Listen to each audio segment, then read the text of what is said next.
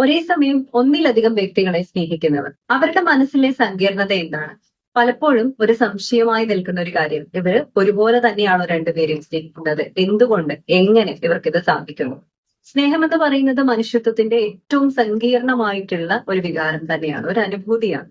ഒരു ബന്ധത്തിൽ നിൽക്കുന്നവർക്കിടയിൽ പോലും അത് വ്യത്യസ്ത അളവിൽ ആഴമുള്ളതായിരിക്കും. വ്യത്യസ്ത ആഴം തന്നെയാണ്. അതായത് അവർ ഒരുപോലെയാണ് സ്നേഹിക്കുന്നത് എന്ന് നമുക്ക് പറയാനായിട്ട് സാധിക്കുകയില്ല. അപ്പൊ സ്നേഹത്തിന്റെ വ്യത്യസ്തമായിട്ടുള്ള രൂപങ്ങളിൽ ഇത്തരത്തിലുള്ള ചില ആശയക്കുഴപ്പങ്ങളും കോംപ്ലിക്കേഷൻസും ഒക്കെ കടന്നു വരാറുണ്ട്. അതിൽ ആദ്യത്തേതെന്ന് പറയുന്നത്, ഒരാളിൽ നിന്ന് തന്നെ അവർ ആഗ്രഹിക്കുന്ന എല്ലാ കാര്യങ്ങളും നേടിയെടുക്കാൻ സാധിക്കുന്നുണ്ടാവുന്നത്.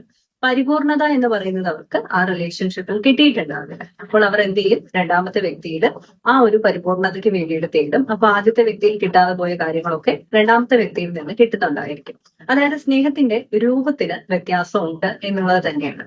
ഇതിന്റെ ഡെപ്ത് എത്രയാണ് എന്ന് നമുക്ക് മനസ്സിലാക്കാൻ പറ്റുന്നില്ല എങ്കിലും അവരെ രണ്ട് വ്യക്തികൾക്കിടയിലും നിൽക്കുന്ന രീതി അല്ലെങ്കിൽ അവരെ പ്രകടമാക്കുന്ന ഒരു ഭാവം എന്ന് പറയുന്നത് വ്യത്യസ്തം തന്നെയായിരിക്കും.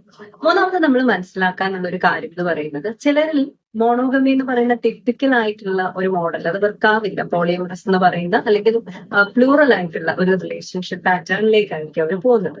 അത് വ്യക്തി സ്വാതന്ത്ര്യത്തിന്റെയും വ്യക്തി സ്വഭാവത്തിന്റെയും ഒക്കെ ഒരു അടയാളമായിട്ട് എടുത്തു കാട്ടി പറയുന്ന ഒരു നമുക്കിടയിൽ ധാരാളം ഉണ്ട്. മോണോഗമി അവർക്ക് വർക്കൗട്ട് ആവില്ല.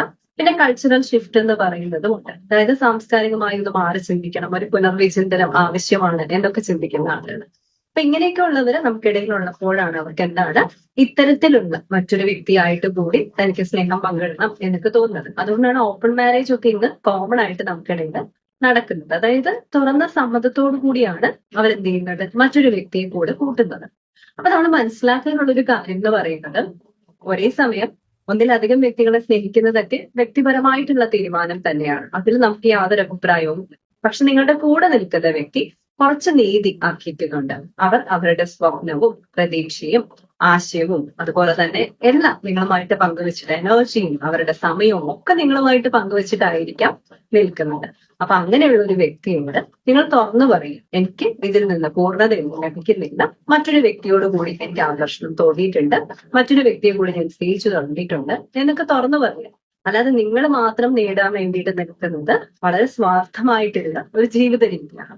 മറ്റേ വ്യക്തിയും നീതി അർഹിക്കുന്നു എന്ന് മനസ്സിലാക്കിയിട്ട് മറ്റേ വ്യക്തിയോടും ജസ്റ്റിസ് കാണിക്കുന്നുണ്ട് എന്ന് ഉറപ്പിച്ചിട്ട് വേണം ഇത്തരം സ്നേഹ പ്രകടനങ്ങളിലേക്കും സങ്കീർണതകളിലേക്കും ഒക്കെ ഇറങ്ങി.